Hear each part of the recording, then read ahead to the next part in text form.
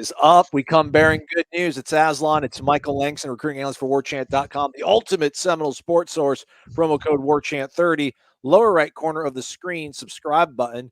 What else can they do to show some love, Michael? Hit the like button for us, guys. Is there something going on today, Allison? Is there something news that happened today? I don't know. But yeah, hit the like button for us, guys. Helps us promote all these great features, and certainly one of the best features you'll probably ever listen to is this one. That's a huge one. So certainly hit that like button to help us promote these great features that we do. This dude is coming to Tallahassee. He's a large human being. Amarius Mims. Didn't get him the first time around. Don't matter. He's transferring to Florida State, Michael, and it's the one-time transfer rule. So if he wants to leave, it's gonna be a lot more difficult than leaving Athens. But what happened here, man? How did Florida State get Amarius Mims? Yeah, they were, as you pointed out, they recruited him really hard from the high school market, and I think the big deal was like the connection with Atkins was a big deal. Did seem to really feel the comfort, the culture at Georgia. Obviously, they're national champions, but sometimes the connection there with the coaches is just not there. And I think with FSU, it's always been with Atkins. It's not that far from home, from where he's what in Conquering, Georgia. It's not that far. So certainly a guy that he's comfortable with, a guy his family's comfortable with, and holy smokes, a hell of a talent. Coming in there and as far as into their offensive line room, and you know, I'm not going to say it's going to be uncomfortable for all the offensive linemen that are already there, but yeah, it's going to be uncomfortable. This guy, man, he's it, man. He's the goods. As we look at his PFF grades here from his lone season out there in Athens, a good amount of green. A good A lot of amount of green. green. I mean, look at A that. lot of green. You think you're at a stoplight. It's a lot of green, and it's a lot of good stuff you see in there, and certainly a guy they tried to keep. I mean, there was several conversations with Georgia and him that they were trying to make it work, just wasn't going to work. But this has been going on for ever since I think he signed. It just the connection and the feeling wasn't there, and we know with FSU it certainly was. We know Miami was a major player, and there was other schools that really made a push, and FSU just did a really good job just hammering this out and getting it done, and now their offensive line room just got a extremely big boost with Amarius Mims coming in there, and I look at it kind of like the offensive version of what we saw when they got Jermaine Johnson from Georgia. The difference is you get this kid for I mean he's going to be a freshman, so you get him for at least 2 or 3 years. So just a tremendous addition for FSU. Ooh, Um, didn't need the audio to pop on there. Um, and, yeah, the as you can, funny, the funny thing here, Michael, is that there was a moment where Florida State fans were nervous they might lose Alex Atkins to Georgia when they had the offensive line vacancy with Matt Luke deciding to spend time with his family.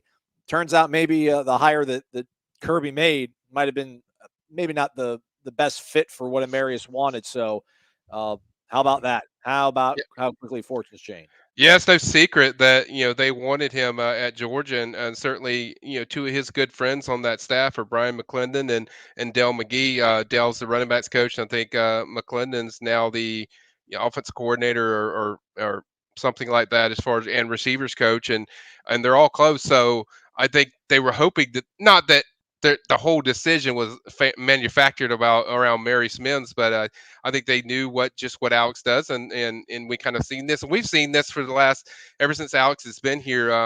The way he recruits is an ability to connect with players, and not just that, their families, and also develop them. It's not just you can have relationships, but you got to be able to do your job and be very skilled and be able to teach these guys the right thing. And we've already seen a solid improvement with that offensive line of what he's done since he's been here. When he took over, it was like the worst offensive line, and literally in the NCAA history of the books, they had it listed like FSU was the worst. So I think kids are seeing kind of what he does, and his charisma is just very rock star like. If you're around him, I'm around him often when I'm at Moore, so I see all this stuff the way he is, and you can see why he lands recruits, because he treats recruits the same way he does players. He talks to them the same way. He doesn't treat them any more different, and I think that realness and genuineness certainly it certainly measured up with guys like Mims, but we've seen that how he measures up with some of these top prospects that he's already brought in, including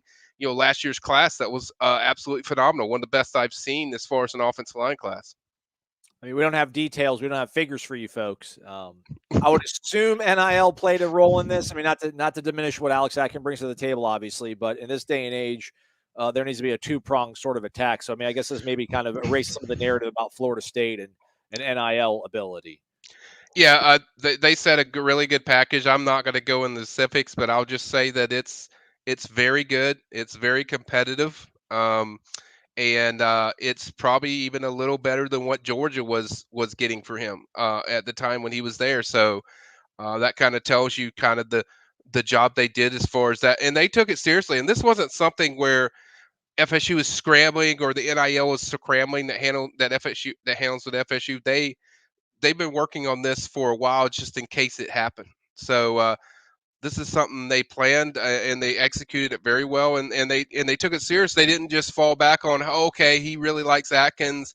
No, there was like, look, we're going to cover every angle. We want to make sure we do everything we can do to make sure we get this done, and certainly the NIL department, which is took great strides the last as we've seen the last few months, and certainly this is their first big test in that area, and they certainly passed it with flying colors. There you go. Florida State gets what they needed in the portal. We all talk about, man, what are you going to get out of the portal? You can't get a 5-star. You can't get a really great, talented player at this point in the game out of the portal. Wrong. Florida State adds Amarius Mims, 5-star offensive lineman, formerly out of the Rivals ratings, a freshman over there at Georgia, coming to Tallahassee. Michael, thanks for the information and the intel. We appreciate it, man. Anytime, man.